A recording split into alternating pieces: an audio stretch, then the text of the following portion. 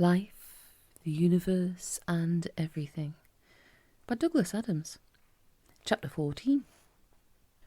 The people of cricket, said his high judgmental supremacy judiciary pag, LAVR, the learned, impartial and very relaxed chairman of the board of judges at the cricket war crimes trial, well, they're just a bunch of real sweet guys, who just happen to want to kill everybody.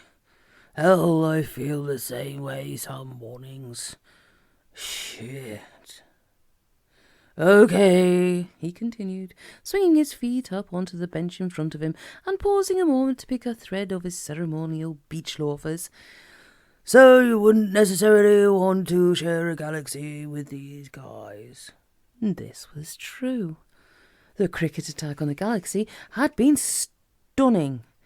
Thousands and thousands of huge cricket warships had leapt suddenly out of hyperspace and simultaneously attacked thousands and thousands of major worlds, first seizing vital material supplies for building the next wave, and then calmly zapping those worlds out of existence.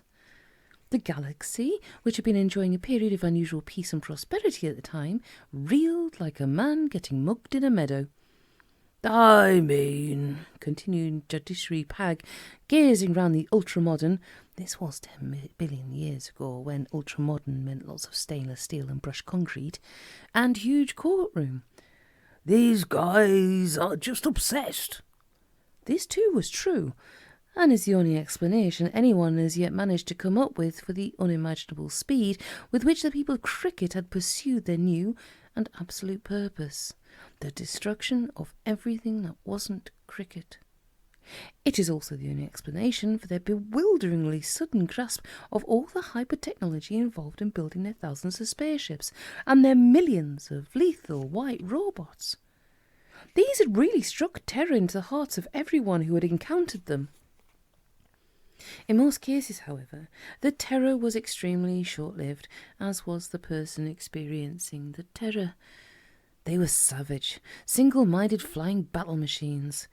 They wielded formidable, multifunctional battle clubs, which, brandished one way, would knock down buildings, and brandished another way, fired blistering omni-destructo zap rays, and brandished a third way, launched a hideous arsenal of grenades, ranging from minor incendiary devices to a maxi-slaughter hypernuclear devices, which could take out a major sun. Simply striking the grenades with the battle club simultaneously primed them and launched them with phenomenal accuracy over distances ranging from mere yards to hundreds of thousands of miles.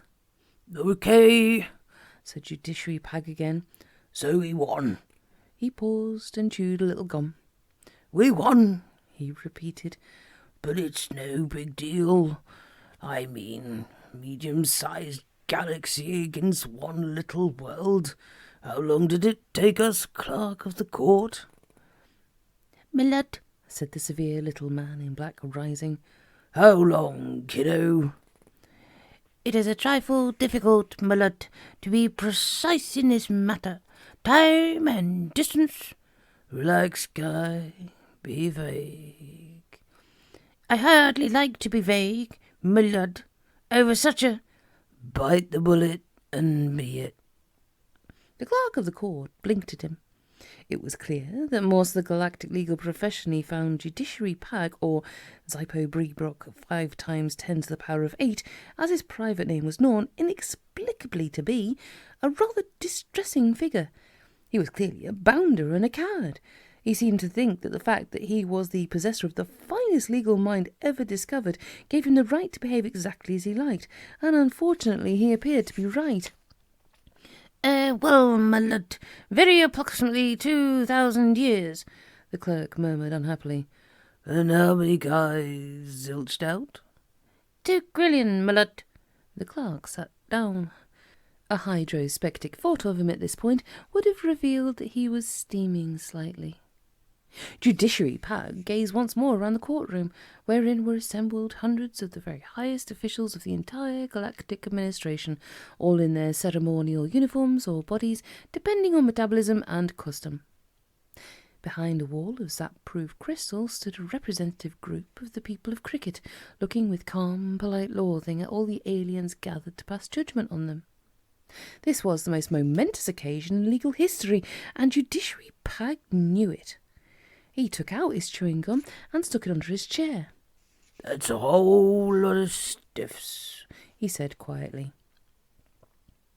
The grim silence in the courtroom seemed in accord with this view. "So, like I said, these are a bunch of really sweet guys, but you wouldn't want to share a galaxy with them. Not if they're just going to keep at it. Not if they're going to learn to relax a little. I mean, it's just going to be continual nervous time, isn't it, right? Pow, pow, pow. When are they next coming at us? Peaceful coexistence is just right out, right? Get me some water, somebody. Yeah." He sat back and sipped reflectively. "Okay," he said. Hear me. It's like these guys, are entitled to their own view of the universe. And according to their view, which the universe forced on them, right, they did right.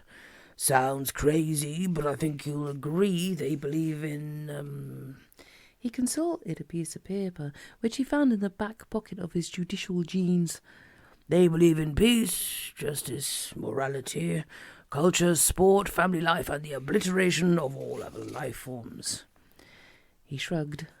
"I've heard a lot worse," he said. He scratched his crotch reflectively. He said. He took another sip of water, then held it up to the light and frowned at it. He twisted it round. "Hey, is there something in this water?" he said. No, my lord," said the court usher, who had brought it to him, rather nervously. "Then take it away," snapped Judiciary Pag. "Put something in it. What idea?" He pushed away the glass and leaned forward. Hear me,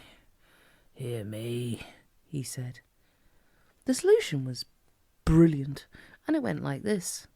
The planet of Cricket was to be encased for perpetuity in an envelope of slow time, inside which life would continue almost infinitely slowly.